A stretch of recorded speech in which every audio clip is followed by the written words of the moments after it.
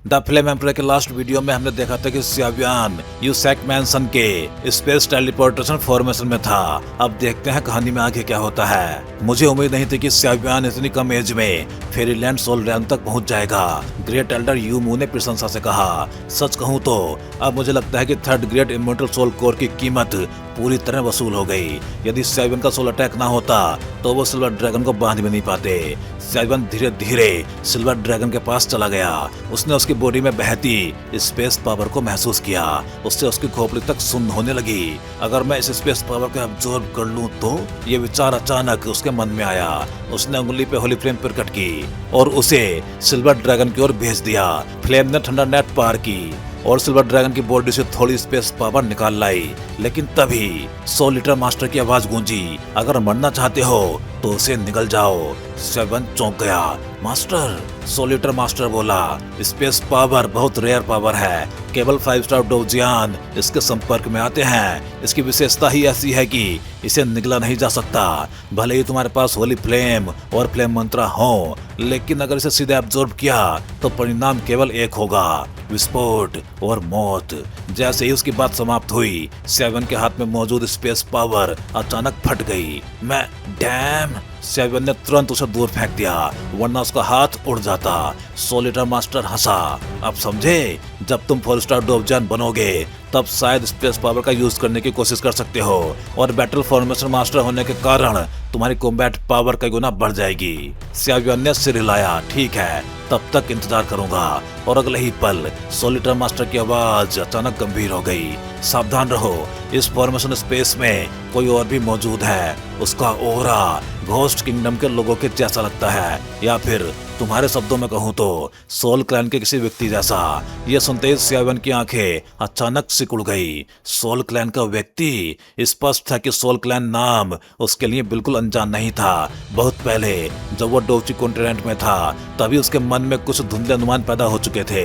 Ancient 8 clans में से केवल स्याव क्लैन की डोडी ब्लड लाइन अचानक समाप्त हो गई थी, जबकि बाकी 7 क्लैंस की डोडी ब्लड लाइन आज भी जारी थी। और स्यावियान अच्छी तरह जानता था कि डोडी ब्लड लाइन का जन्म केवल डोवडी एक्सपर्ट के जन्म से ही होता है। एंशिएंट टाइम में एंशिएंट 8 क्लैंस के कई एक्सपर्ट्स डोवडी रैम तक पहुंचे थे। फिर उन्होंने स्पेस को चीर के अपर प्लेन में प्रवेश किया था, और ये अपर प्लेन बहुत पॉसिबल था कि वही डोवडी साइफेंग कॉन्टिनेंट हो। और सोल क्लैन भी इसका अपवाद नहीं था, लेकिन स्यावियान की इंट्यूशन उसे लगातार एक बात बता रही थी। डोची कॉन्टिनेंट में सोल्स इकट्ठा करने जैसे घिनौने काम करने वाला सोल क्लैन इस ग्रेट 1000 वर्ल्ड में भी शायद बहुत बेहतर नहीं होगा। इसलिए सोल क्लैन का नाम सुनते ही उसके मन में एक अजीब बेचैनी पैदा हो गई।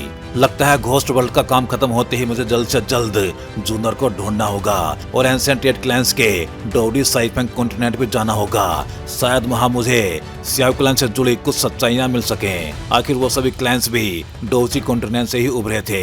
स्यावियान मन ही मन सोचने लगा। जब स्यावियान विचारों में डूबा हुआ था, बाकी एक्सपर्ट्स भी पूरी सतर्कता बनाए हुए थे। इस दौरान सिल्वर ड्रैगन में कोई बदलाव नहीं हुआ और टाइम धीरे धीरे बीतता गया। पलक झपकते ही 1 महीना गुजर गया। मास्टर झाई, क्या ये लोग हमें धोखा देके भाग तो नहीं गए? कुये झाई के थर्ड एल्डर ने झुंझलाते हुए कहा। स्पेस टेलीपोर्टेशन फॉर्मेशन की रिपेयर में आखिर कितना टाइम लगता है? पिछले पूरे 1 महीने से वो सभी लोग इसी तंग सीक्रेट पासेज में छिपे हुए थे।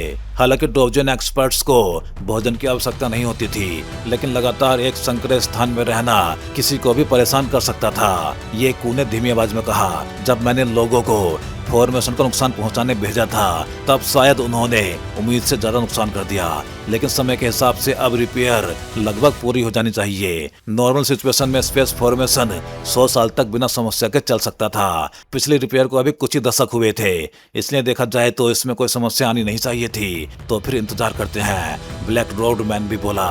वो बिल्कुल भी अधीर नहीं था, हालांकि उसका रैल्म येकू के बराबर था, लेकिन कुछ स्पेशल टेक्निक्स की मदद से उसकी रियल कॉम्बैट पावर उससे कहीं अधिक थी। सबसे महत्वपूर्ण बात, सोल क्लैन के पास सोल पावर से निपटने के स्पेशल तरीके मौजूद थे। भले ही उसकी सोल पावर फेरीलैंड रैम तक न पहुंची हो, फिर भी उसे स्यावियान से डर नहीं था। उधर दूसरी तरफ ग्रेट एल्डर यू मू ने आंखें खोल दी। अजीब है, सेक्ट मास्टर अभी तक बाहर क्यों नहीं आए? पहले फॉर्मेशन रिपेयर में अधिकतम 10 दिन लगते थे, इस बार पूरा 1 महीना कैसे लग गया। पिछले 1 महीने से वो सभी यहीं प्रतीक्षा कर रहे थे। बीच बीच में स्पेस पावर के काउंटर अटैक्स भी हुए, लेकिन CIV-1 के सोल प्रोटेक्शन के कारण वो सभी सुरक्षित रहे। अचानक बगल में बने हुए सिल्वर ड्रैगन की स्केल्स खड़ी हो गई, मानो उसने कोई घातक खतरा महसूस कर लिया हो। अगले ही पल फॉर्मेशन कोर से निकल रही लाइट अचानक चमक उठी। वहां से भी स्पेस पावर निकल रही थी, लेकिन वो सिल्वर ड्रैगन की वोयलेंट स्पेस पावर जैसी नहीं थी। वो बहुत सॉफ्ट और स्टेबल थी। जैसे वो जेंटल स्पेस पावर फैली, सिल्वर ड्रैगन का शरीर धीरे धीरे ट्रांसपेरेंट होने लगा। उसके भीतर की क्योटिक स्पेस पावर टूट के चारों दिशाओं में बिखरने लगी। सफल हो गया। CIV-1 सबसे पहले ये चेंज महसूस कर पाया। उसके चेहरे पे मुस्कान उभर आई। जब स्पेस फॉर्मेशन पूरी तरह रिपेयर हो जाएगा तो डोंगजोउ कॉम्पिटिशन भी अब उसके लिए बहुत दूर नहीं रह जाएगा। तभी अचानक फॉर्मेशन कोर से एक आकृति बाहर निकली। वो यू तियान्यू था। सेट मास्टर, बाकी यूजोंग एक्सपर्ट्स तुरंत प्रसन्न हो उठे। यू तियान्यू मुस्कुराया। रिपेयरिंग सफल हो गई है। फिर उसने ऊपर धीरे धीरे गायब हो रहे सिल्वर ड्रैगन की ओर देखा। जब सिल्वर ड्रैगन पूरी तरह समाप्त हो जाएगा तब स्पेस टेलीपोर्टेशन फॉर्मेशन फिर से नॉर्मल रूप से काम करने लगेगा। लेकिन उसी समय यू तियान्यू की आंखें सिकुड़ गई। यह स्पेस फॉर्मेशन कुछ अजीब लग रहा है। सिल्वर ड्रैगन का जन्म वास्तविक नहीं लगता। ऐसा लगता है जैसे किसी ने जानबूझ के इसे पैदा किया हो। ग्रेट एल्डर यूमो चौंक गया। सेट मास्टर, इसका मतलब है? बस एक अनुमान है, कोई प्रमाण नहीं है। यू तियान्यू ने सिर हिलाया। यूजोंग और कुये झाई की ताकत लगभग बराबर थी। दोनों के पास 3 स्टार डोजियन एक्सपर्ट्स मौजूद थे। इसी कारण दोनों पावर्स वर्षों से फाइट कर रही थी, लेकिन कोई भी एक दूसरे को पूरी तरह हरा नहीं पाया था। जब सिल्वर ड्रैगन पूरी तरह गायब हो जाए हम यहाँ से निकल जाएंगे। फिर उसने CIV-1 की ओर देख के कहा, लिटिल फ्रेंड CIV-1, इस बार तुमने बहुत मेहनत की है। लेकिन यू तियान्यू की बात पूरी भी नहीं हुई थी कि अचानक फॉर्मेशन स्पेस का एक हिस्सा अजीब तरह से कांप उठा। जैसे कोई चीनी मिट्टी टूट रही हो वैसी आवाज गूंज उठी। अगले ही पल 4 आकृतियां वॉइड से बाहर निकल आई। चारों कुये झाई के एक्सपर्ट्स थे। जहां तक उस सोल क्लैन एक्सपर्ट की बात थी वो अभी भी अंधेरे में छुपा हुआ था। सेक्ट मास्टर यू, आशा है आप कुशल होंगे।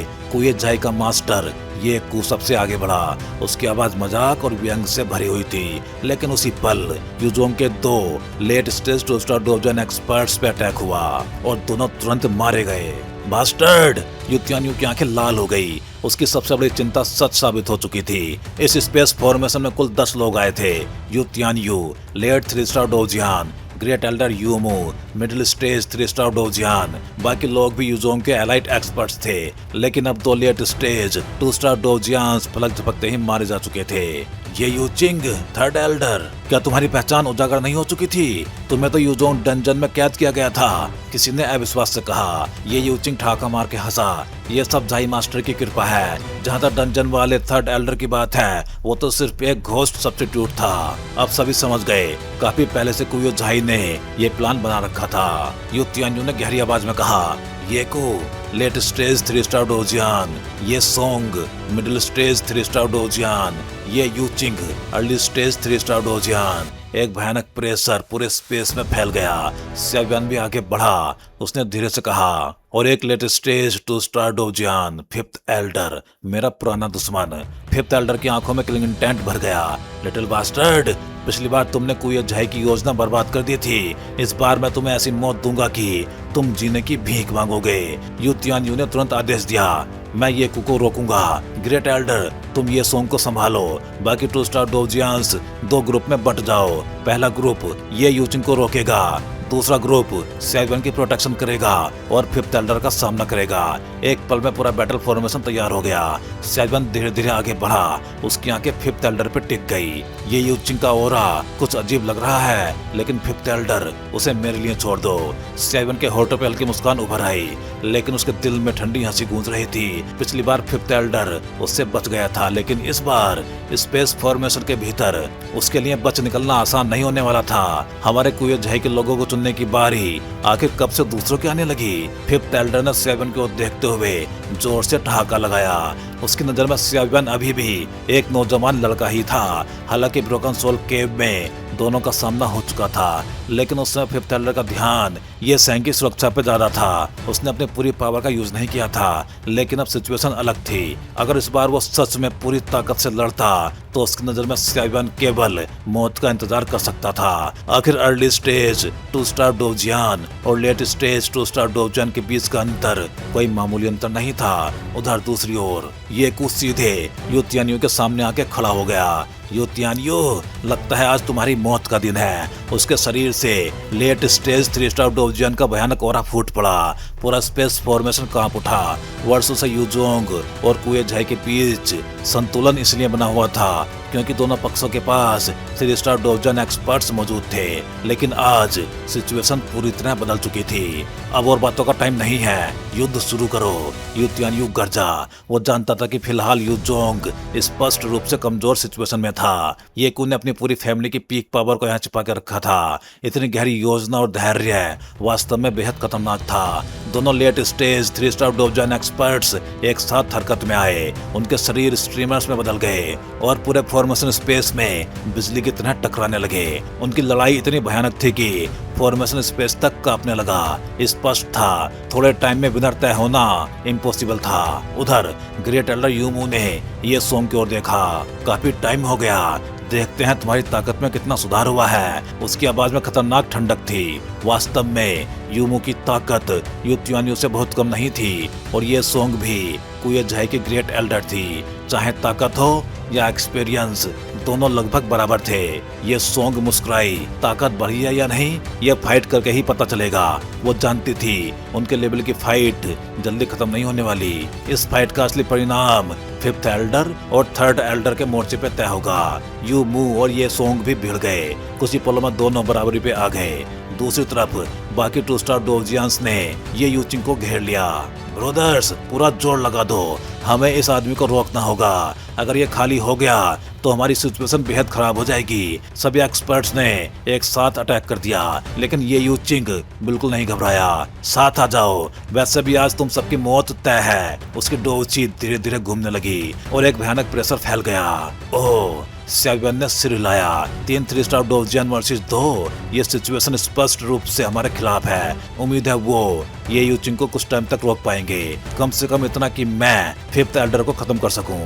अन्यथा इस फाइट का परिणाम पहले से तय है। इतना कहकर सियाबियान ने फिफ्थ एल्डर की ओर देखा। लड़के, मरने वाले इंसान को दूसरों की चिंता करने का टाइम कहाँ से मिल गया? फिफ्थ एल्डर ने ठंडी हंसी हंसी।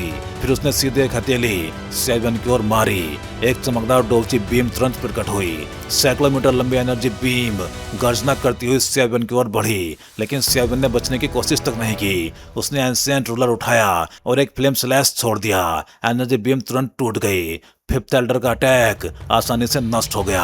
अपनी असली ताकत दिखाओ, सियाबियान मुस्कुराया, वरना तुम 3 चाल भी नहीं झेल पाओगे। ये सुनते ही फिफ्थ एल्डर का चेहरा लाल पड़ गया। तुम हद से ज्यादा घमंडी हो। हालांकि वो जानता था कि सियाबियान की सोल पावर बेहद पावरफुल है, लेकिन अब उसे महसूस हुआ कि उसने सियाबियान को बहुत कम आंका था। फिफ्थ ब्रदर, उसे मारना मत, उसे वो जिंदा चाहिए। ये यूचिंग ने दूर से चिल्ला के कहा। लड़के, कुछ शब्द बोल के मुझे उकसाने की कोशिश मत करो। फिफ्थ एल्डर ने खुद को शांत किया, लेकिन सियाबियान के होठों में मुस्कान और गहरी हो गई। वास्तव में वो इस लड़ाई का इंतजार कर रहा था। ड्रैगन गोड्स 9 ट्रांसफॉर्मेशंस की पहली ट्रांसफॉर्मेशन पूरी हो चुकी थी।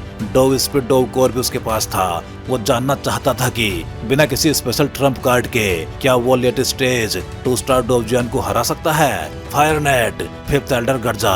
उसके शरीर से अनगिनत फ्लेम्स निकल पड़ी। वो फ्लेम्स मिलके एक विशाल फायर नेट में बदल गई और सियाबियान की ओर टूट पड़ी। लेकिन सियाबियान हंस पड़ा। छोटी मोटी ट्रिक्स, लगता है कि तुम भूल गए हो कि मेरी फ्लेम तुम्हारी फ्लेम को दबाती है। उसने केवल हाथ लाया और एक नॉर्मल फायर एट्रीब्यूट फ्लेम छोड़ दी। फायर नेट तुरंत टूट गया। ध्यान देने वाली बात यह थी कि सियाबियान ने होली फ्लेम तक यूज नहीं की थी। वो केवल डोव कोर से बनी नॉर्मल फायर एट्रीब्यूट फ्लेम का उपयोग कर रहा था, लेकिन फिर भी उसकी fire power normal fire cultivator से कई गुना अधिक पावरफुल थी। एक चाल।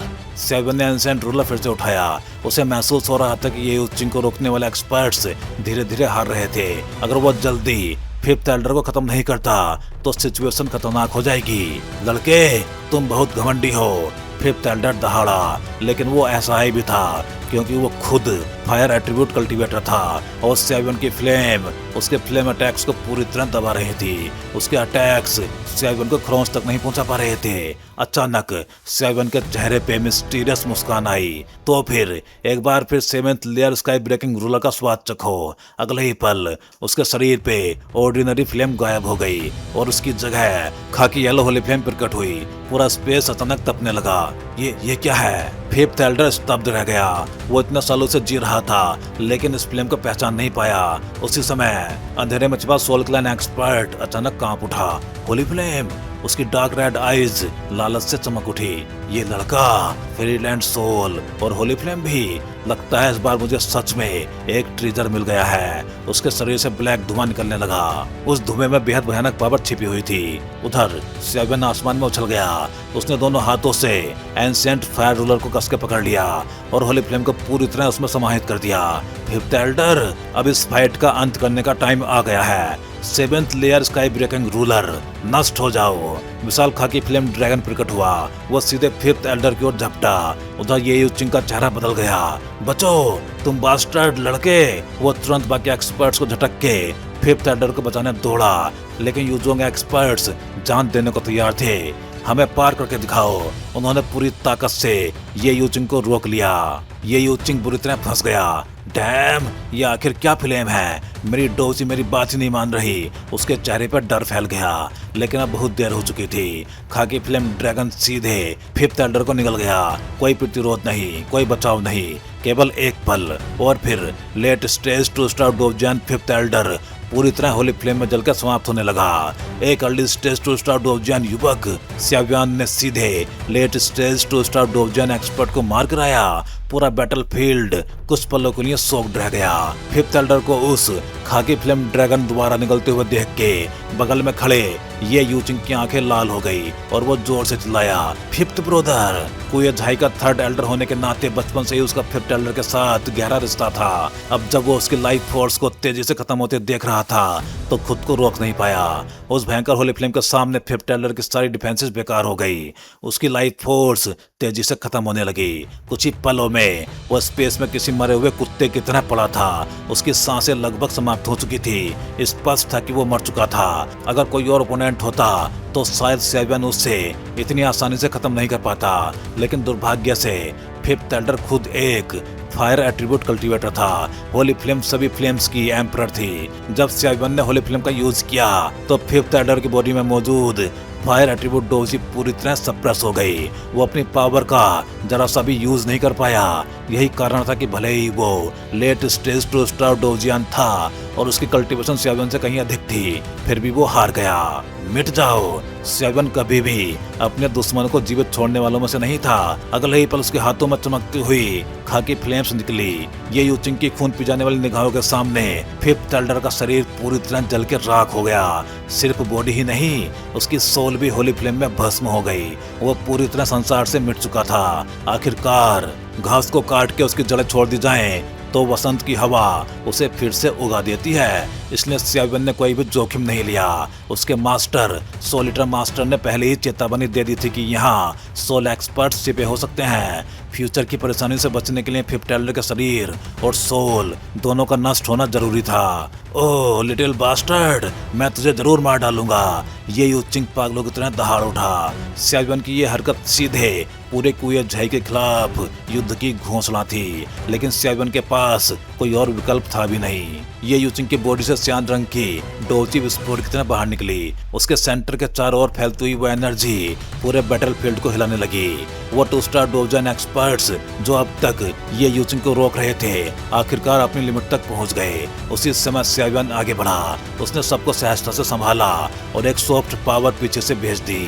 फिर शांत आवाज में बोला, बाकी मुझे संभालने दो। वो सभी एक्सपर्ट्स तुरंत ग्रेटिट्यूड से भर गए। आखिर उन्होंने अपनी आंखों से देखा था कि सेवन ने लेट स्टेज टू स्टार डोवजान फिफ्थ एल्डर को मार कराया था। अब उनके लिए सेवन की ताकत पर विश्वास करना स्वाभाविक था, क्योंकि इस दुनिया में पावर ही सबसे बड़ा अधिकार होती है। लॉर्ड सेवन, सावधान रहिए, यह आदमी बहुत ज्यादा पावरफुल है। उन्होंने चेतावनी दी। सेवन मुस्कुराया, मुझे पता है, तुम लोग आराम करो।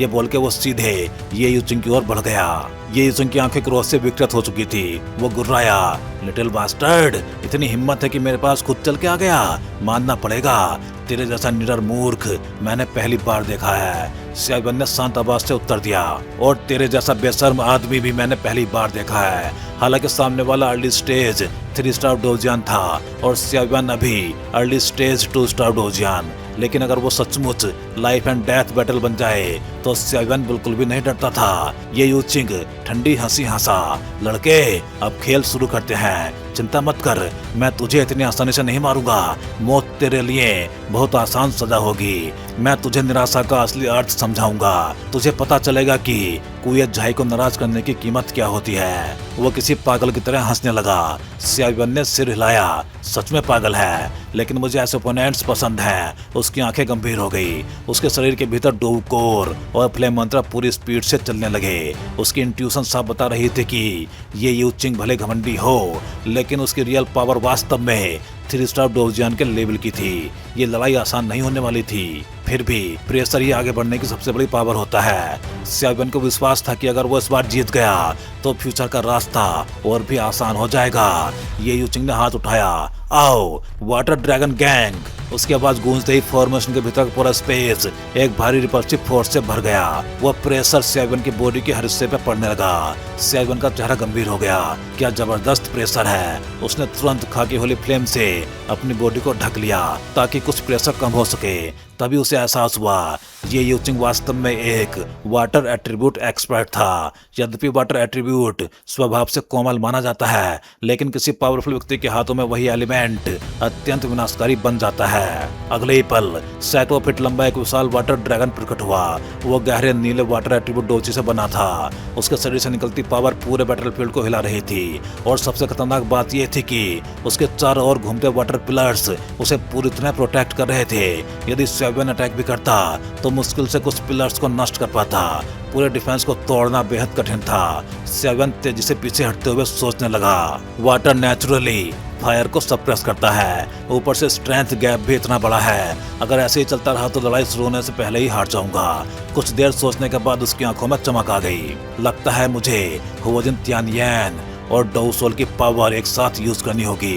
एट्रीब्यूट्स का म्यूचुअल सप्रेशन लड़ाई में बिग इफेक्ट डालता था, लेकिन अगर फ्लेम की प्योरिटी पर्याप्त हाई हो तो ये सप्रेशन लगभग 0 हो सकता था। घोस्ट वर्ल्ड में आने के बाद सियाबन बहुत कम बार घोस्ट फेस सोल फ्लेम का यूज करता था। कारण स्पष्ट था, घोस्ट वर्ल्ड में केवल 2 होली फ्लेम्स को निगलने की क्षमता थी, और घोस्ट फेस सोल फ्लेम उन्हीं में से एक थी। अगर उसकी पहचान उजागर हो गई तो अनगिनत मुसीबतें उसका इंतजार कर रही थी। दूर खड़ा ये यूचिंग ये सब नहीं समझ पाया। वो लगातार वाटर ड्रैगन से अटैक करता रहा। भागते रहो लड़के, जब मैं खेलते खेलते थक जाऊंगा तभी तेरी मौत होगी। वाटर ड्रैगन बार बार अटैक कर रहा था। सियाबन लगातार पीछे हट रहा था, लेकिन भीतर ही भीतर वो अपनी रियल पावर तैयार कर रहा था। तो भाई लोग, इस वीडियो में बस इतना ही। चलिए फिर जल्दी ही मिलते हैं अगले वीडियो में। सभी चैनल मेंबर्स का बहुत बहुत धन्यवाद, क्योंकि भाई आप सभी मेंबर्स की वजह से काफ़ी बूस्ट मिला है इस चैनल को, और मुझे भी काफ़ी ज़्यादा मोटिवेशन मिला है, जिससे कि मैं द फ्लेम एम्परर सीरीज को लगातार अच्छे से एक्सप्लेन कर सकूं। उम्मीद है आप सभी लोग, फिर चाहे चैनल मेंबर्स हों या फिर सब्सक्राइबर्स, ऐसे ही एनिमेटेड मूवीज के साथ बने रहेंगे। अगर आप चैनल मेंबर्स नहीं हो लेकिन चैनल मेंबरशिप ज्वाइन करके सपोर्ट करना चाहते हो तो आप भी कोई भी एक चैनल मेंबरशिप ज्वाइन कर सकते हो। चैनल मेंबरशिप ज्वाइन करना बहुत आसान होता है। आप चैनल पेज पे जाके इस ज्वाइन बटन को क्लिक कर सकते हो। इस पे क्लिक करते ही आपको सारे मेंबरशिप प्लान दिखाई देंगे, और फिर आप जो भी प्लान ज्वाइन करना चाहते हो उस पे क्लिक कर सकते हो। फिर आप इस ज्वाइन बटन पे क्लिक करोगे। इस पे क्लिक करते ही आपको ये पेज दिखाई देगा। यहाँ आने के बाद आप अपना पेमेंट मेथड सेलेक्ट कर सकते हो, यूपीआई या कोई और मेथड। फिर आप जैसे ही इस बाई बटन पे क्लिक करोगे आपको एक क्यूआर कोड दिखाई देगा। ये क्यूआर कोड जिसको स्कैन करके आप अपना पेमेंट प्रोसेस कंप्लीट कर सकते हो, और बस अब आप भी बन जाओगे इस चैनल के एक मेंबर, और अब आपको अभी अपने प्लान के हिसाब से अर्ली वीडियो एक्सेस मिलना स्टार्ट हो जाएगा। तो भाई लोग, एक बार फिर से आप सभी मेंबर्स का दिल से धन्यवाद।